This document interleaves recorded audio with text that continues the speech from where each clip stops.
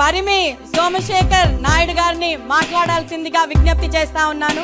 వేదిక మీద ఉన్న పెద్దలకు, వేదిక ముందు ఉన్న పెద్దలు, తెలుగుదేశం పార్టీ కుటుంబ సభ్యులందరికీ కూడా నా నమస్కారాలు. నా పేరు పరిమి సోమశేఖర్ నాయుడు. నాకు తాడిపత్రి కాన్స్టిట్యున్సీ. ప్రస్తుతం నేను టీఎన్టీయూసీ స్టేట్ ఆర్గనైజింగ్ సెక్రటరీగా పనిచేస్తున్నాను. 2019లో మనం ప్రతిపక్షంలో ఉన్నప్పుడు వైఎస్ఆర్సీపీ అధికారంలోకి వచ్చినప్పుడు ఆ 5 ఏళ్ల పాటు రాక్షస యుగం అని మేము అనుకుంటున్నాం. రావణ రాజ్యం కొనసాగింది. నాకు ఒక 2 కూతుర్లు, ఒక కొడుకుంటారు. నేను ఇంట్లో లేనప్పుడు మొట్టమొదటిసారిగా నా ఇంట్లోకి దాడి చేసి వాడిని ఈడ్చండి బయటికి, వాడిని కాళ్ళు నరుకుతాం, అది నరుకుతామని చెప్పేసి ఇంటి మీద గుండాలు పడితే నా 2 చిన్న పిల్లలు వాళ్ళు ఏడ్చుకుంటా వాళ్ళు బాధపడతా అంటే ఆ రోజు రాత్రికి రాత్రి నేను వాళ్ళని పిలుచుకొని మా అత్తగారింటికి ఆడ పెట్టి మళ్ళా తర్వాత నేను కొంతమంది మిత్రులతో రాత్రి కొని మళ్ళీ పారిపోయినాడు అనిపించుకోకూడదని చెప్పేసి మళ్ళీ మా ఇంటికాడ అడుక్కొని నేను ఈ 5 ఏళ్ళు అంటే ఈ రాజకీయంలో అట్లే కొనసాగాను. తర్వాత సోషల్ మీడియాలో యాక్టివ్గా ఉంటున్నాను.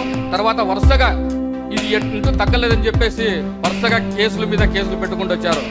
తాడిపత్రిలో అప్పటి ఎమ్మెల్యే ఎమ్మెల్యే కేతిరెడ్డి పెద్దారెడ్డి జేసీ ప్రభాకర్ రెడ్డి ఇంట్లోకి వస్తే నా మీద 3 కేసులు పెట్టారు.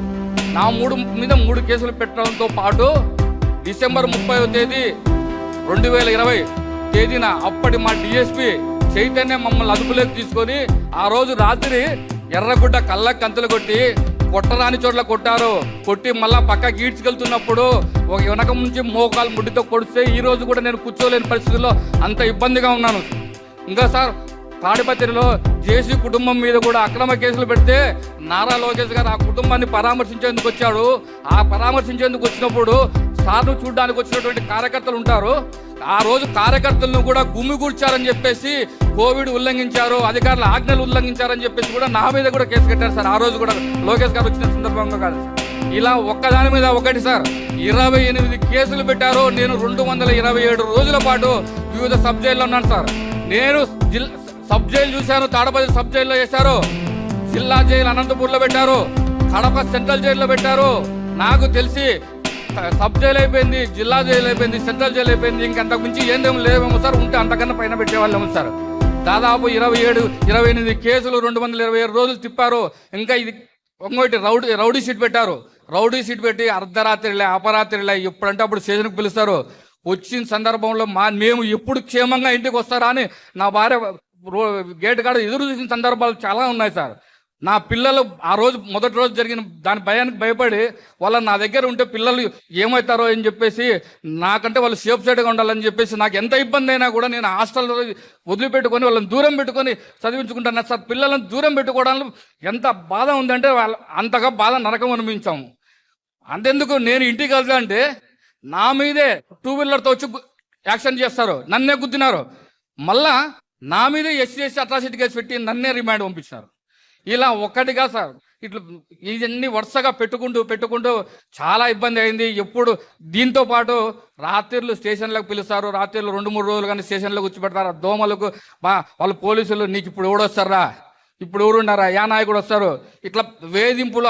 ఆ మాటలు కొన్ని మాటలు అయితే చెప్పదాలకు కుటుంబ సభ్యులు ఆడవాళ్ళవి కూడా మాట్లాడినారు. చట్టం చుట్టంలాగా చేసుకొని వైసీపీ వాళ్ళు పోలీసుల ద్వారా మా మీద అంత అఘాయిత్యాలు చేశారు. లాస్ట్కు నేను ఒక సామాన్యమైన కార్యకర్తను, నాకు ఎటువంటి నేర చరిత్ర కానీ ఏమీ లేదు. నేను పార్టీ ఆదేశించినటువంటి కార్యక్రమాలు గ్రౌండ్లో పోల్ మేనేజ్మెంట్ కానీ సోషల్ మీడియా కానీ చాలా యాక్టివ్గా ఉంటాను అంతవరకు. కానీ నా మీద పీడీ యాక్ట్ పెట్టారు. నాకు తెలిసి పీడీ యాక్ట్ అంటే ఒక కార్యకర్త మీద ఒక సామాన్యమైన పీడీ యాక్ట్ పెట్టడం అనేది నేనైతే ఇనలేదు.